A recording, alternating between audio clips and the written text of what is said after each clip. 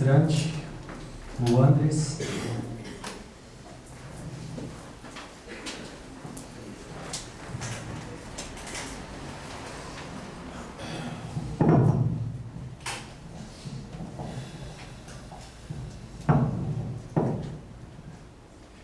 Boa noite. Boa noite. Vamos renovar as boas-vindas. A gente fica muito feliz quando vê a casa cheia. Então, eu quero dar os parabéns a vocês antes de começar a palestra, porque esse esforço que vocês estão fazendo para aprender a se melhorar, se harmonizar, curar, ele sempre vai ser bem recompensado. E hoje nós vamos falar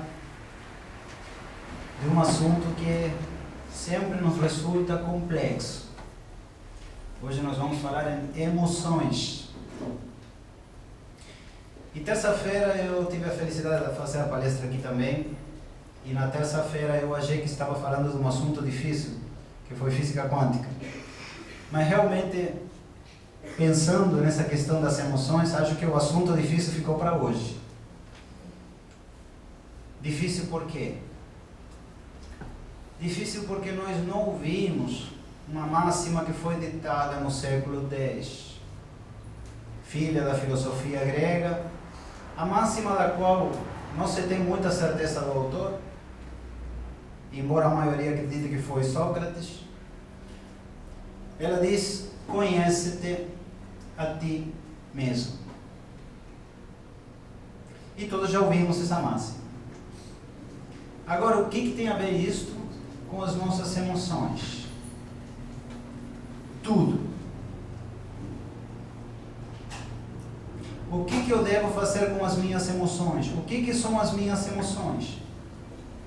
Se você estiver com pressa e não puder ficar para a palestra, leve com você só uma frase: conhece-te a ti mesmo. Por que dissemos isso? Vamos começar a analisar, a desglossar,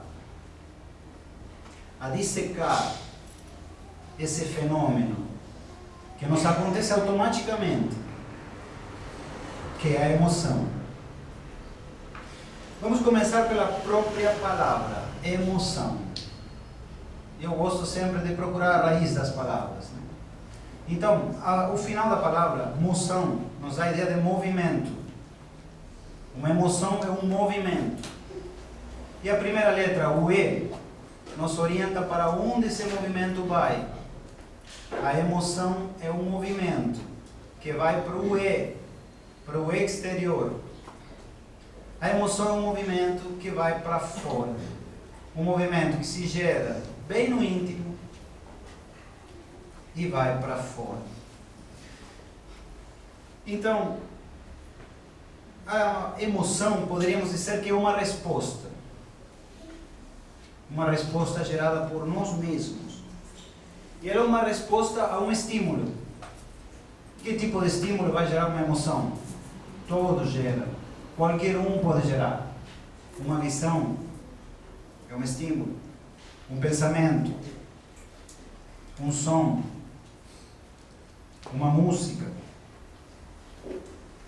Diversos estímulos. Uma palavra, uma análise, um sentimento, uma ideia. Qualquer um deles pode disparar em mim uma resposta automática. Essa resposta vai vir de dentro para fora e chama-se emoção. Então nós não podemos pensar em emoção sem pensarmos em movimento.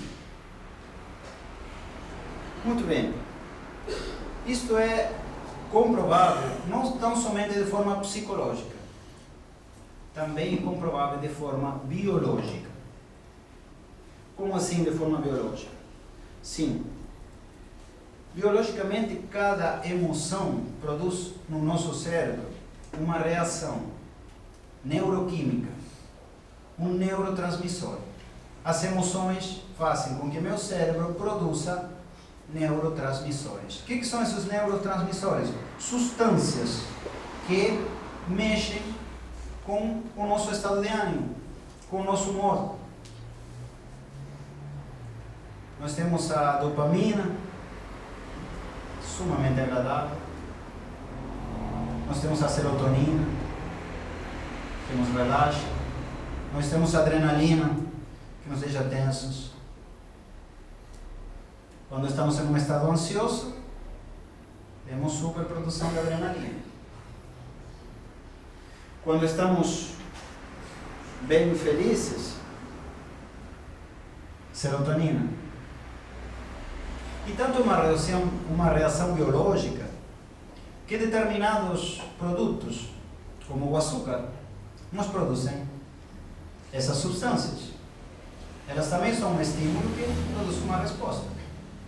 Então, quando a gente come chocolate, a gente manda o cérebro produzir serotonina. E aí isto nos dá uma sensação boa, né? O problema é que essa serotonina criada pelo açúcar é de curta duração. Então eu preciso mais açúcar. E fico mais um pouquinho feliz. Um pouquinho só. E mais um pouquinho feliz. Mas depois de 4 ou 5 vezes, quando eu passo na frente do espelho, toda essa felicidade vai embora. E ela é trocada por um outro sentimento. Mas este conhecimento de que o açúcar produz serotonina e me deixa feliz, também me dá um insight de como que eu estou. Ai, que vontade de comer chocolate. Opa! Por que eu estou precisando do açúcar? Por que eu estou procurando produzir serotonina? Se eu faço essa análise, eu vou perceber um movimento dentro de mim. Um movimento que está começando a acontecer. E quando esse movimento acontece, eu tenho 2 caminhos. Ou eu olho para ele, o aceito, o analiso, o questiono, ou tenho um outro caminho. Fujo dele. E adivinhem qual que é o caminho que, via de regra, na maioria desses movimentos, quando estes não são dos mais felizes, adivinhem qual que é o caminho que nós tomamos? O de aceitar, analisar, questionar?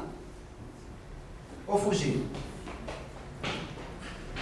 Quando a emoção não é aquela que a gente mais gosta, aquela da qual a gente se orgulha, quando a emoção vai de encontro ao que eu acho que eu sou, quando ela me contradiz naquela imagem que eu tenho de mim mesmo, por exemplo, quando eu sinto uma coisa tão horrorosa como raiva, a raiva não é horrorosa, é normal. Mas se eu signifiquei que aquilo é horroroso, eu vou fugir daquilo. Se eu sinto ansiedade, se eu sinto tantas coisas, é provável que a minha tendência seja fugir. A nossa sociedade, ela está muito viciada em fugir das emoções.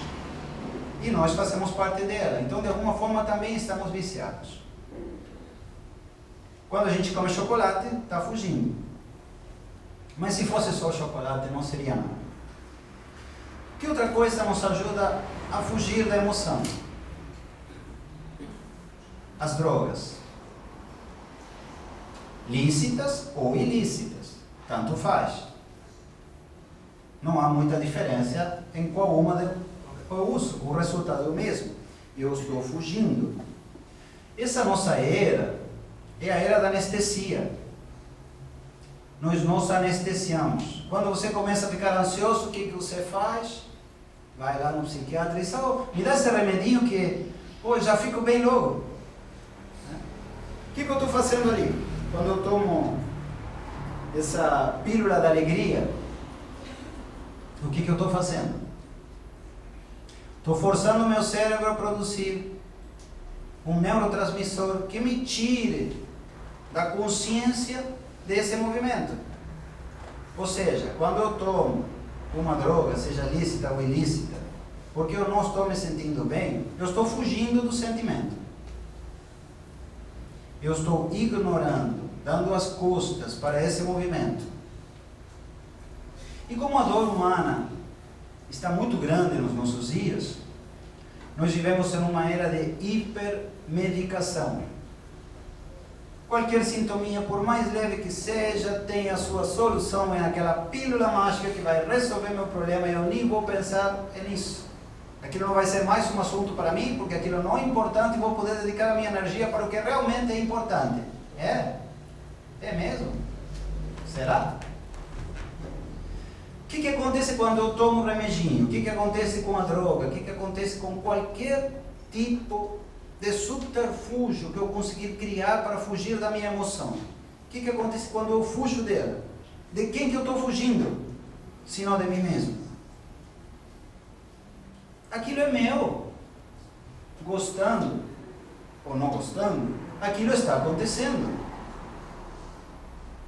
Mas se não for aquelas emoções que eu gosto, a minha tendência será fugir.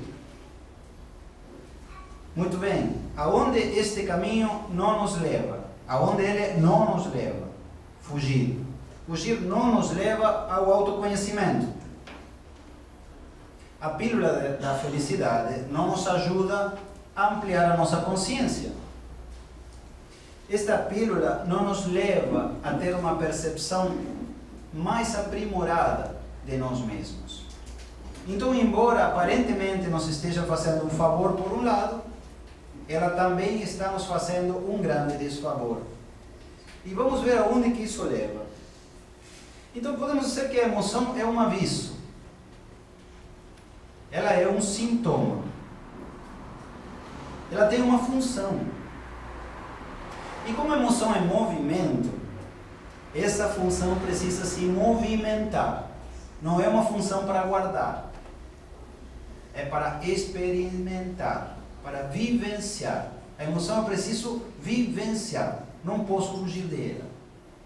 Se eu fugir dela, vão acontecer certas coisas que nós vamos analisar ao longo da palestra.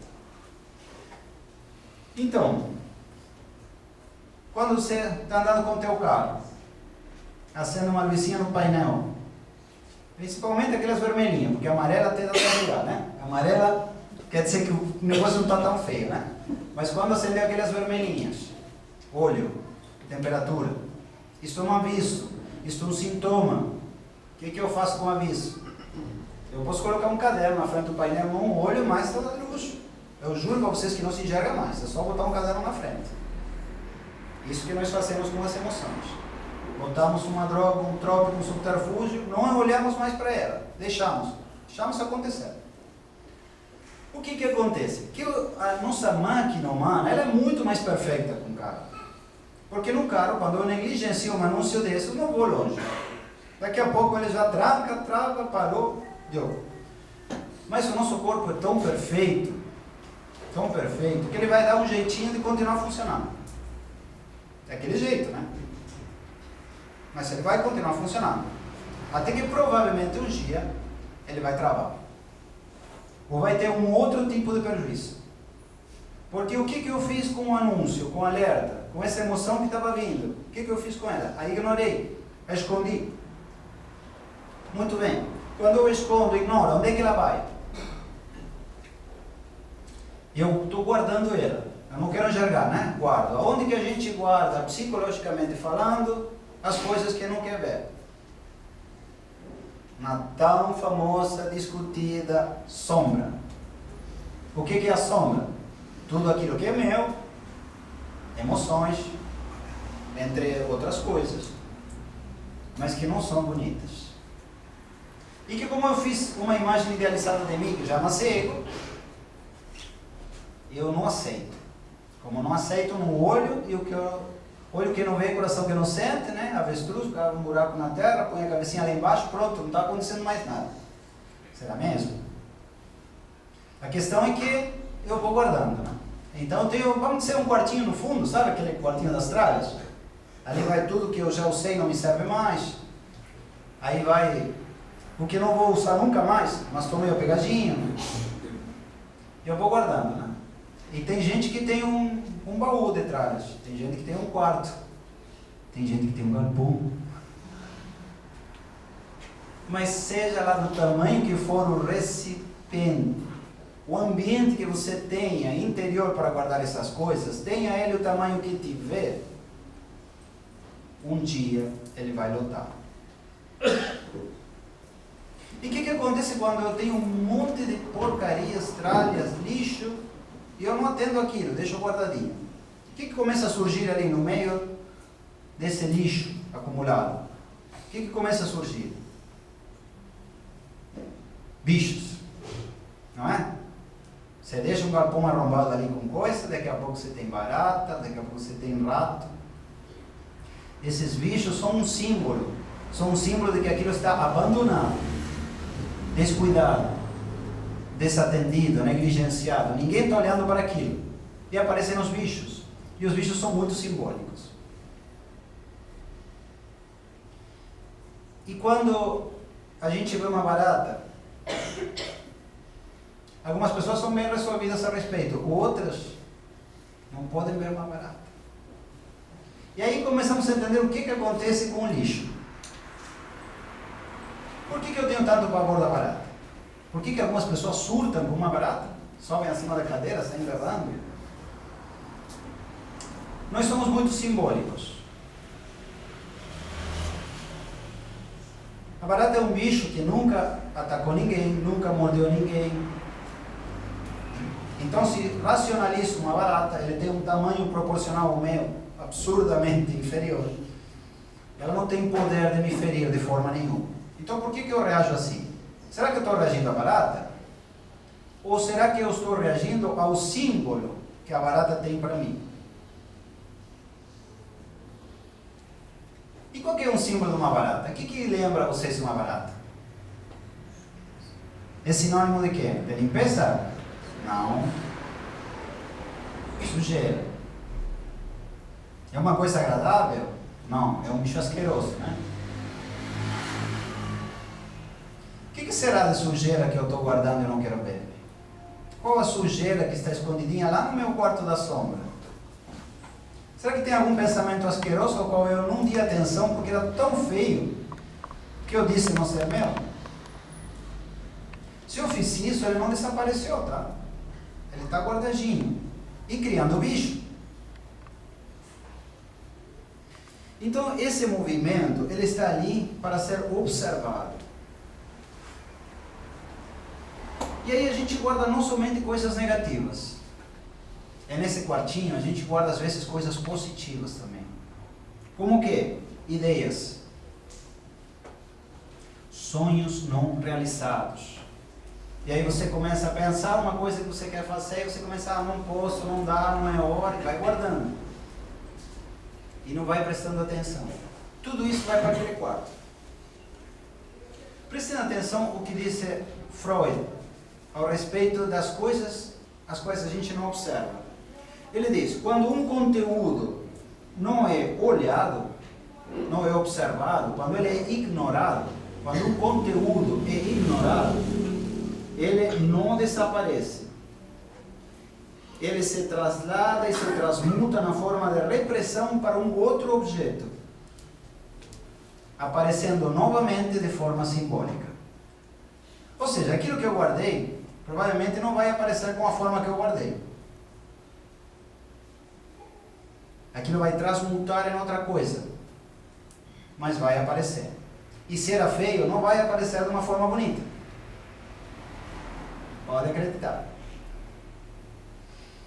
E aí vem as neuroses, aí vem as fobias, que são as formas que o corpo tem de nos avisar que a gente não atendeu em tempo e forma, e que alguma coisa está travando, alguma coisa não está mais funcionando. Isto era para ser atendido lá, eu não vi. Esse movimento era para ser observado quando surgiu. Via de regra, quanto mais eu demoro para perceber um movimento meu, piores as consequências que ele me trará. Então, quando não lidamos ou ignoramos as tristezas, a raiva, a impotência, nós vamos jogando lá para esse porão todas essas emoções, e elas voltam de novo para nós na forma de fobias e outro tipo de coisas. Então, a melhor comparação que a gente pode fazer com a emoção, para nós entendermos como lidar com elas, é a de um rio, um curso de água. O rio, ele é um ser vivo, e por onde ele passa, alimenta a vida. A vida flui na beira dos rios. Você veja um deserto, não vamos dizer que não tem vida, porque tem, mas é expressões mínimas, né? Agora, a floresta que se cria em volta de um rio é rica. Tem uma biodiversidade extraordinária, é bela. Embora o que passe pelo rio nem sempre seja coisa boa. Mas qual que é o segredo da vida na beira do rio? Que a água do rio está correndo, ela está em movimento. Agora vamos pegar um curso de água, vamos interrompê-lo no meio, vamos colocar um obstáculo. O que vai acontecer? Nós vamos ter dois fenômenos. Entre a nascente do curso e o obstáculo, nós vamos ter uma enchente, uma superabundância de água. Ela não consegue correr, tem um obstáculo, ela vai começar a subir de nível. Essa superabundância de água vai criar mais vida? Não. Ela vai matar a vida que já foi criada na beira do rio.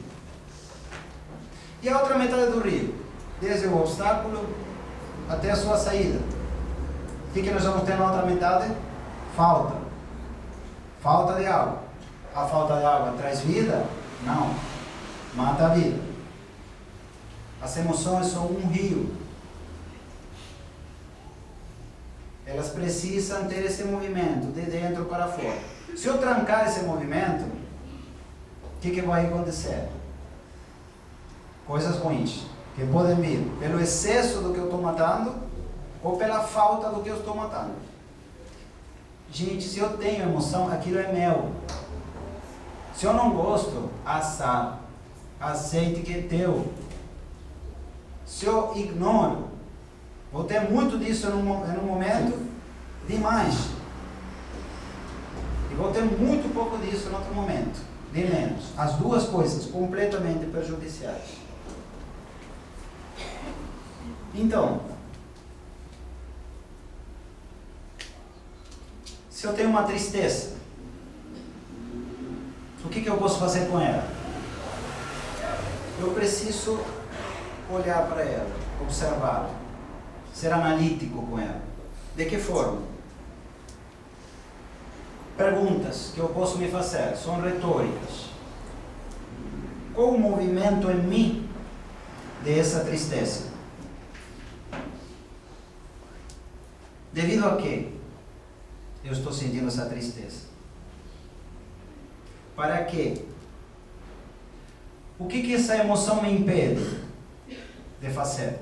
Eu estou triste, agora eu não rio mais. Não dá de rir, porque eu estou triste. O que ela me impede? A que ela me obriga? Me obriga a chorar? O que isso significa? O que pede a minha vida que eu não estou considerando? E está trazendo essa tristeza? O que movimento contrário a mim mesmo eu estou fazendo? E está me trazendo essa tristeza, está permitindo que esse sintoma se instale em mim. Então, o que eu estou fazendo com essas perguntas? Eu estou me indagando. Estou indagando a mim mesmo. O que eu vou conseguir com a resposta a essas perguntas? Autoconhecimento. Vou entender de onde isso saiu, como é que isso se gerou. E se esse sentimento não é tristeza? Se ele é raiva? Uma pergunta que eu costumo fazer no consultório. A pessoa sente raiva. Eu pergunto, o que você sente quando sente raiva? E não é a resposta tão óbvia como vocês estão pensando. A raiva, como todas as emoções, sempre está associada a um sintoma. Quando eu fico com raiva, eu fico com... E aí vem a descrição. Eu fico com o estômago assim, eu fico com o peito assado. Eu fico com dor de cabeça. Há um sintoma associado à emoção. O que sintoma está me falando? Ao que sintoma está me obrigando? O que ele está me impedindo? Qual que é a metáfora do que eu estou sentindo? Sinto raiva porque me sinto desconsiderado? Sinto raiva porque fui passado para trás? Sinto raiva porque não fui ouvido, porque não fui respeitado? Sinto raiva porque eu me senti abusado? Por que eu sinto essa raiva? Por quê? De onde que ela vem? Isso implica aceitar que eu tenho raiva. E se eu tenho raiva, eu tenho raiva. Eu posso ter. Gente, é natural ter raiva. É natural ter tristeza. Não preciso correr a buscar uma pílula para tirar isso da minha frente. Eu preciso entender de onde que isso vem. A raiva é só um sinal. Vocês já viram uma chaminé soltando fumaça, né? A raiva é a fumaça. Se eu der um jeito de fechar essa chaminé, essa fumaça não sair para fora, eu estou apagando o fogo? Não. Então, se eu sinto raiva, é que tem fumaça. Se tem fumaça, o que me interessa saber é qual que é a lenha que está fazendo esse fogo solte essa fumaça. Onde é que está a lenha? Não posso olhar para a fumaça e ficar só tentando imaginar que ela não existe. Ela existe, tem fumaça, tem fogo. Qual que é a lenha? Essa é a minha tarefa com a emoção. Qual que é a lenha da minha emoção? De onde que ela vem realmente? Qual que é a origem dela? Então, se olho para a emoção e me permito viajar para dentro de mim mesmo e descobrir de onde que ela vem, e às vezes para fazer isso preciso ajuda profissional, normalmente precisamos, ou preciso um bom livro de autoajuda, ou preciso um amigo que me confronte comigo mesmo, ou escutar uma voz, uma palestra, uma coisa que me toque e me faça acordar essa realidade. Se eu faço essa viagem, eu vou ganhar autopercepção, vou me ver, vou me enxergar como sou, não como eu penso que eu sou, como realmente sou. A partir dali eu vou ter autoconhecimento. Conhece-te a ti mesmo, lembra? Então, e aqui vem uma questão muito associada com tudo isso, que falamos hoje na reforma íntima, né? Reforma íntima. Vejam como a reforma íntima tem tudo a ver com a emoção. Nós frequentamos o centro, né? Alguns de nós somos trabalhadores, então nós temos reforma íntima, temos, né? Então nós somos resolvidos, certo? Certo? Errado. Errado.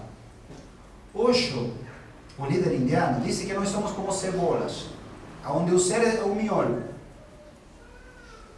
e o resto são camadas, né? Quando eu falo em reforma íntima, eu tenho várias opções. Eu posso fazer uma reforma íntima de superfície. Então, eu posso pegar essa cebola e fazer uma reforma íntima de superfície. Para uma reforma íntima de superfície, eu não preciso ter autoconhecimento nenhum. Porque a superfície está visível para todo mundo. Agora, se eu tiver coragem, eu vou entrar lá dentro com a reforma íntima. Não lá fora. Não a fachada. A fachada até para mim fica fácil de ver. Mas lá dentro não. E o que é coragem? Vocês pararam para pensar o que é coragem? De novo, vamos pegar a palavrinha. Coração. Agir. Agir com o coração. Onde é que está o coração? Se não lá dentro. O coração figurativo. O que é o coração? Se não a fábrica das nossas emoções. Então, se eu encaro a reforma íntima com coragem, eu vou fazer uma reforma íntima real, sob medida. Se eu faço de superfície, é muito fácil. Vamos ver, em quem que eu vou me espelhar? Chico. Que humildade de Chico, né? A Mãe Teresa de Calcutá. Então eu sou reformado intimamente, ele era muito humilde, abnegado. A receita dele eu vou aplicar na minha vida. Vai funcionar? Não, né? Quem de nós é Chico? Quem teve essa vivência, essas experiências, essa ligação com a espiritualidade? Isso seria real para mim? Não seria. Não adianta. Isso é um proforma, um exemplo. Agora eu penso no Chico, na Mãe Teresa de Calcutá, e eu penso, o que eles estavam pensando? Por que eles estavam agindo assim? De que forma isto cabe em mim? Porque eu não sou dessa altura. Eu tenho outra altura. Não posso pretender usar a roupa de uma pessoa de outra altura. Eu tenho que usar uma do meu tamanho. Então eu preciso pegar aquele exemplo e dissecá-lo, entendê-lo, estudá-lo. Por quê? Como? Se vamos falar em orgulho, em humildade, se eu faço uma reforma íntima de superfície, então eu vou ter uma falsa humildade. Então tem uma coisa que eu faço bem, muito bem. Sou ótimo nisso. Isso é normal. Todos nós somos ótimos em alguma coisa. Cada um na sua. Aí eu recebo um elogio naquilo que eu sou bom. E eu digo, não é tão assim. Imagina. Mentira, gente. Estamos sendo hipócritas. Isso eu sou bom. Se eu recebo um elogio no que sou bom, bem-vindo ao elogio. Eu sou bom mesmo nisso. Só que vai ter outras coisas que eu não sou bom. Não sou tão bom. Não sou tão eficiente. E talvez o que eu receba não seja um elogio.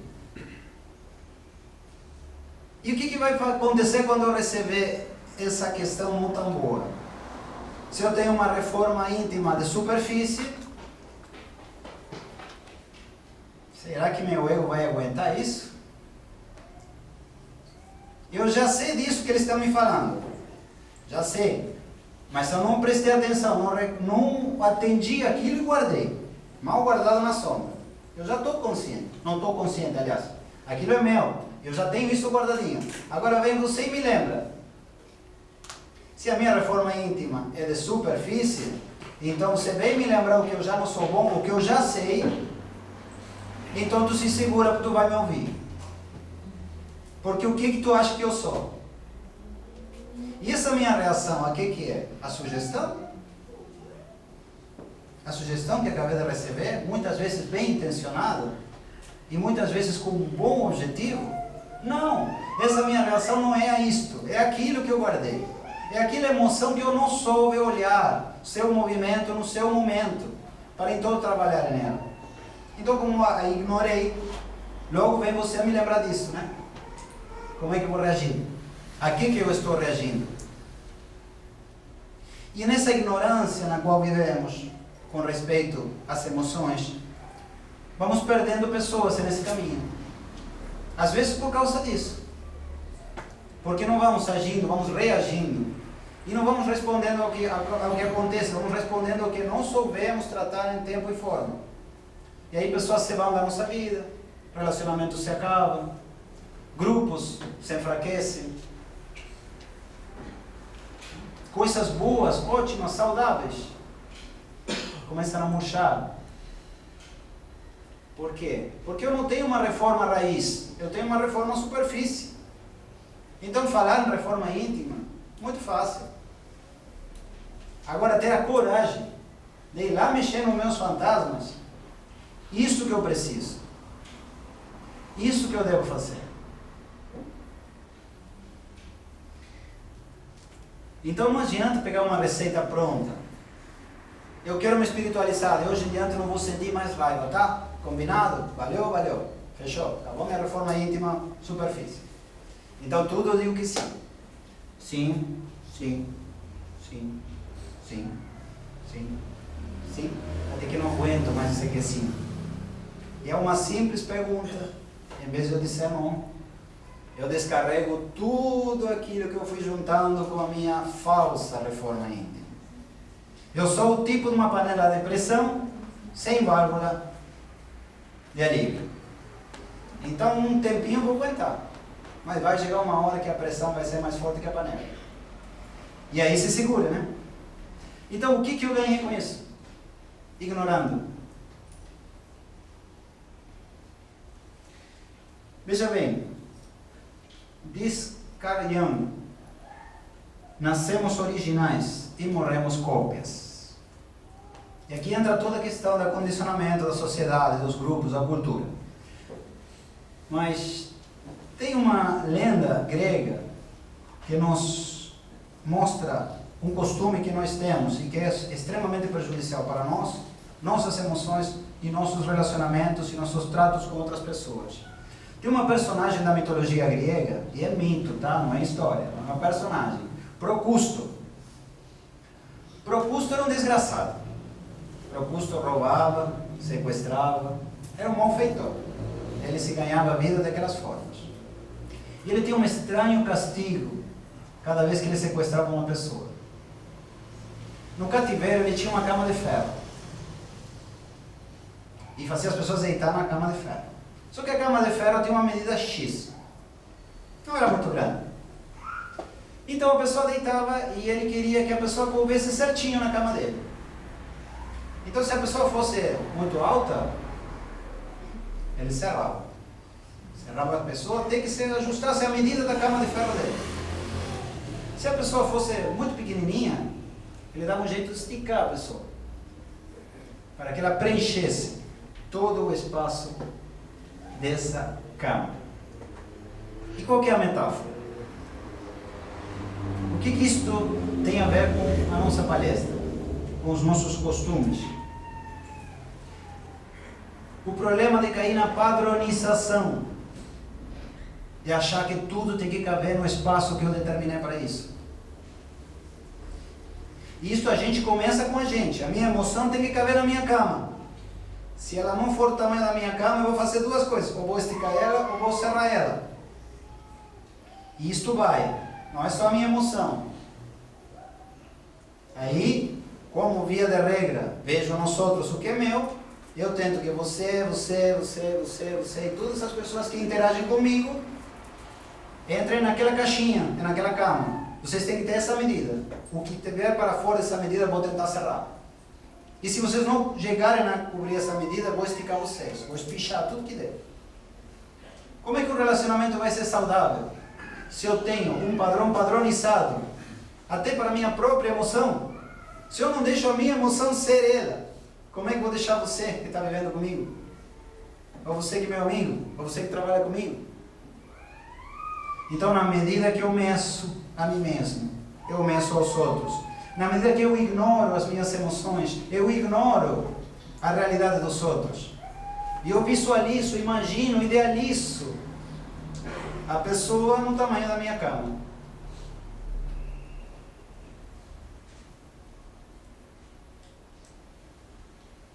E agora?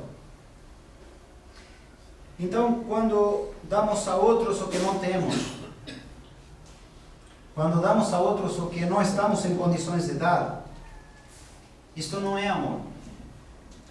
Isto é carência.